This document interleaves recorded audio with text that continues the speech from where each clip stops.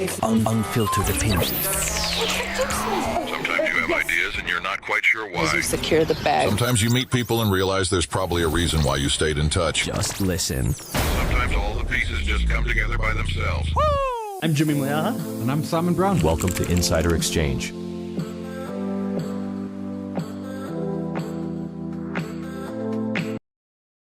Good morning. Welcome to Insider Exchange. Welcome to the show. Market Matters live streamed for your viewing pleasure, as we say, every Monday, with the rest of the show set later in the week. We do apologize that we are running a little bit late at this time. You usually get your lives a little earlier in the morning, but nevertheless, we will bring you all of the insights that we can. We are taking a look at the greatest breakup of all time. And I wish I could play the Whitney Houston song, The Greatest Love of All Time, because this is no longer love. But we'll look at that in a moment. We'll also take a look at the sale of De Beers. Anglo is mulling that over. And if we've got time, we'll get into the Goodyear decision to potentially close down their operations in South Africa, putting at risk about 900 jobs. Let's start with, I suppose, the greatest breakup of all. Hey, didn't everyone call it, when two narcissists, small man children, get into the same room? Something's going to give, right? Something's going to happen. I can't remember if we can swear on this podcast or not, but you know what comes Well, it is ours, so generally. I mean, I suppose it wasn't surprising, and there's been lots of lots of tensions at points, particularly more recently. But it was the speed at which, wasn't it like a week ago he was getting a fake-looking key, like a Christmas cracker key, and then a week later he's threatening, to have. So the speed was quite interesting because someone then suggested on one of the socials, I think it was X, that this is all staged, that they want us to believe there's a fallout, they're planning something bigger and all of that. And I thought about it and I thought, you know what, if it is staged, it would be a great kind of way to jolt the markets. And that's what Trump has been doing. I mean, he has been making statements to move markets very intentionally and very deliberately. But what I would like to believe, and this rests with the comment that you made earlier about two big man children, is that it seems too far-fetched for them to be smart enough to think about engineering it this way. Agreed. And I think there are some real challenges. Firstly, some real conflicts. Firstly, Musk came in promising 2 trillion of savings via his doggy and got maybe 150 billion. And that number's in dispute. And it's a big number, but A, it's in dispute. But B, it's also much of that was not corruption and the like. It was things like USAID and CDC, which is hugely important for America's soft power, and they must never, and their soft power has now been pissed away out the window. I mean, that is just gone. And then the flip side is that Musk is the most important thing is to cut that budget, the debt, and that means budget surpluses, and then they go and do tax cuts and a budget, increase the budget, debt, get a deficit, and he's just anti that. Now, to be clear, I'm quite surprised because if you look at what Trump's playbook is, and you can argue its efficiency, you can argue Trump's ability, Taco, to follow through with it, et cetera, et cetera. But part of his thing is that tax cuts are going to stimulate the economy, and that will then help, so you put tariffs on one side and you make some money. They made 20 billion on tariffs in May. You do tax cuts to push more money in. You drop interest rates and you move regulations on companies, and those all collectively then get you a surplus. So this is one of his pillars, but it's not a Musk pillar by any stretch of imagination. So I think there is real tension between the two of them.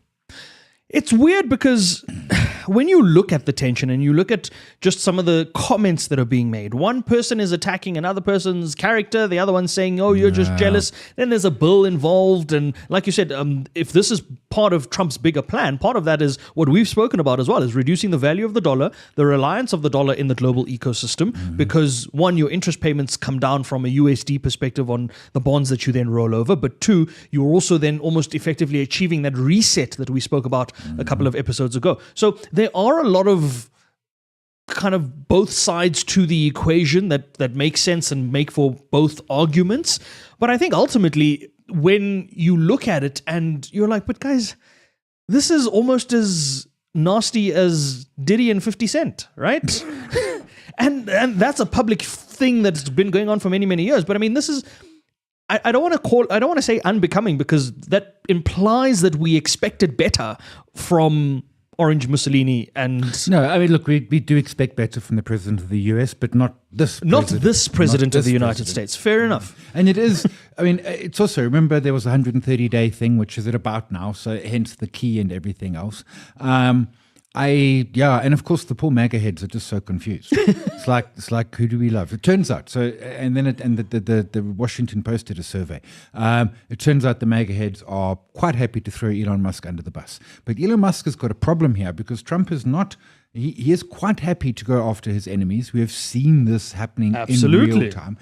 He has the power of the American government behind him to do it. Mm-hmm. And if he doesn't like Musk, there's stuff that he can do that can make Musk's life very unpleasant. You say that, and I remember some of the comments online. Someone was saying, deport him. And then the South Africans on X commented, like, no, we don't want him back. Well, he came via Canada, so deport him to Canada. We do not look. No.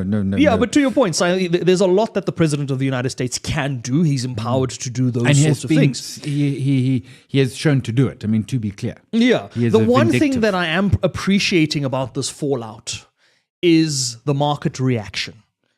Markets are selling dollar. The market is just saying, you know what? We don't know what you people are busy with in the White House or the Oval Office. Just we're going to find other things to invest in, right? The all share, South Africa's all share, all-time highs were almost at 100,000 points. The top 40 having a bullish start to the day as well, also almost at all-time highs that we saw last week as well. Markets and market sentiment right now is shifting very much to saying away from the United States until the United States has figured out whatever that figure out is. And if it takes them 1,300 and however many days left of the presidency to figure it out, then from our side, the markets are steaming on elsewhere. So you're 100% right. And we can see they're exiting the dollar index at 98 and some change. US 10-year 4.481. It was 4.3 and some change last week, although it was 4.5 early this morning. But weirdly, then your NASDAQ and your S&P are like 1.5% of all-time highs. So they're running away from US debt, and that's also part of the whole. So there's this theory on the Mar-a-Lago Accord where so they weaken the dollar, but then their allies, which would be Canada, I think might be a little not so before keen. You try to make them the 51st state. Europe again, like this is like anyway must be buyers of US treasuries, etc. Also up their military spend to the full 2% so that US can drop their military spend. Yeah, but the US has already said they want to they're considering pulling out of NATO. Trump, that was one of the first things Trump said. So now if I'm supposedly an ally of the United States, you're going to impose these things on me, and then you're going to have the benefit of doing whatever. Now, granted, America can argue that, we've been spending all these years and you guys haven't.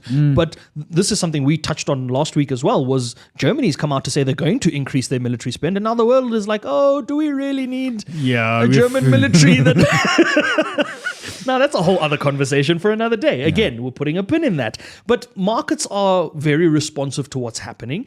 And I suppose then that means that the US picture will continue to shape up the way it does, and markets will assess it on a need-to-know basis or an as and when kind of thing.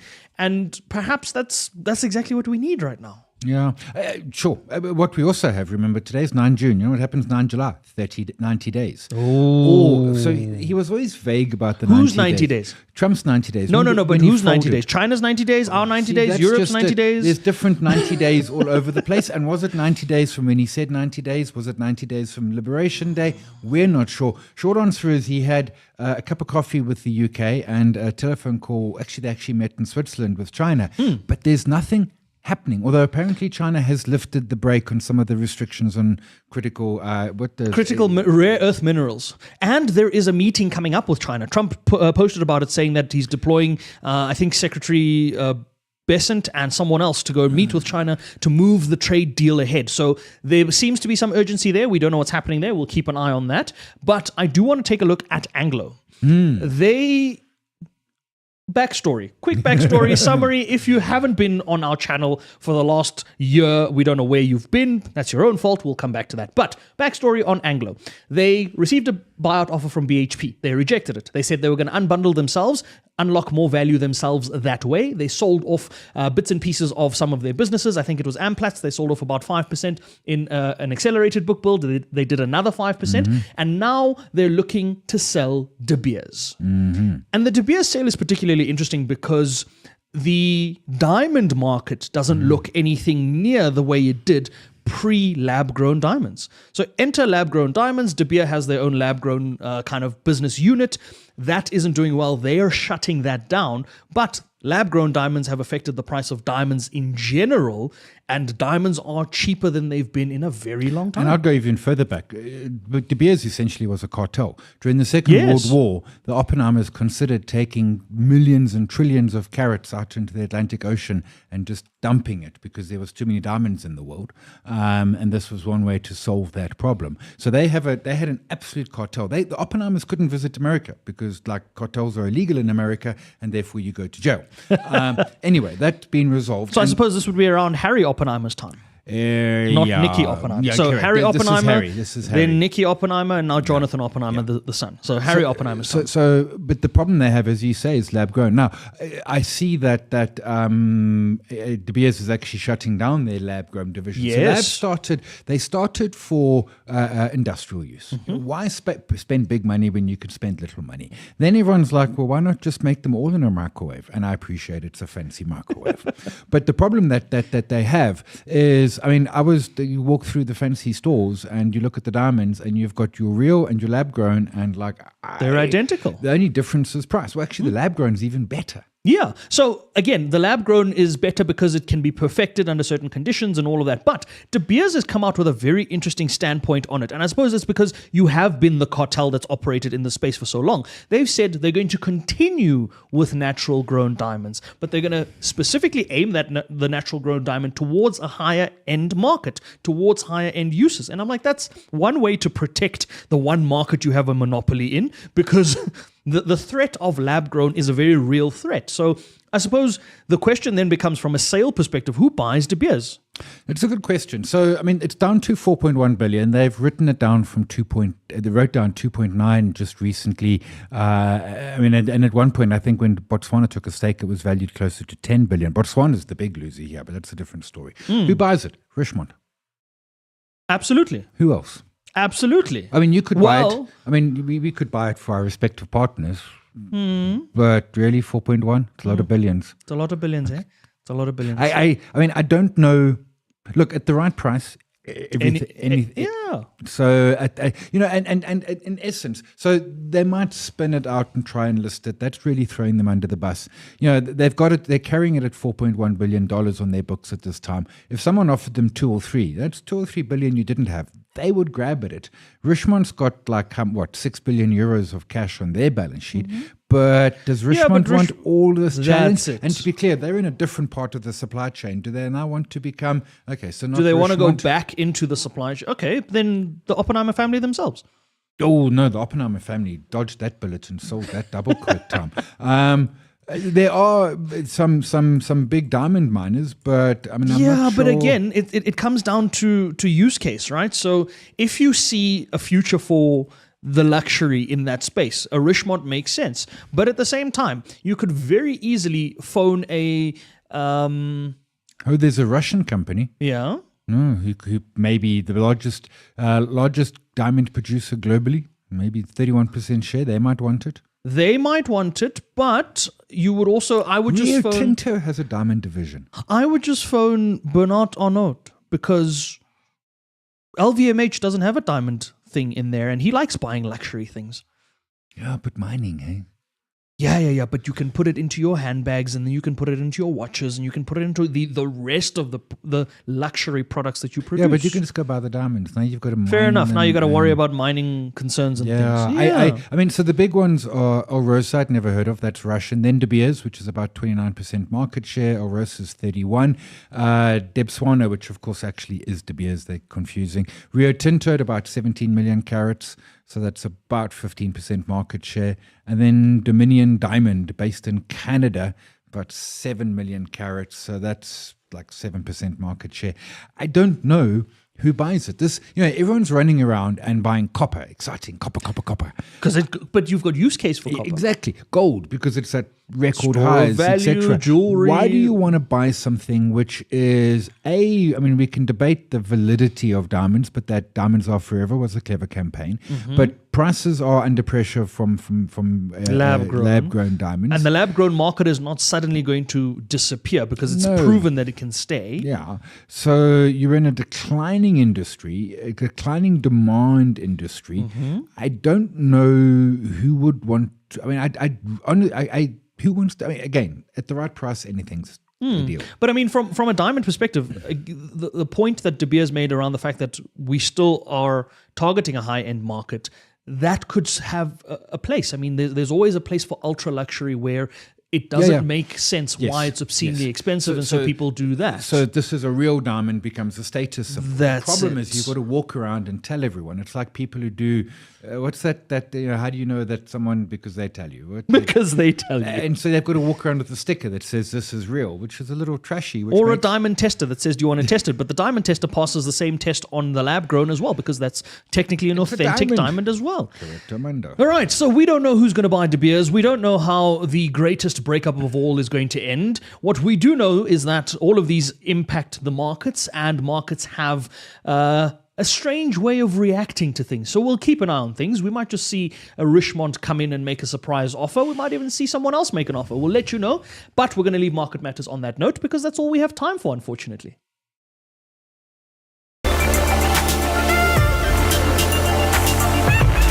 We're still here, yes. Before we go, stick around for the deep dive. We're going to be diving into the world of EVs and everything that means. We're joined in studio by a special EV journalist who's been a friend of ours for quite some time. She does a lot of EV work, and she's going to be shedding some light on the world of EVs and what we make of it. Plus, we're going to see if we can get Simon into one as well. So stick around for that. But as I said, that's Market Matters.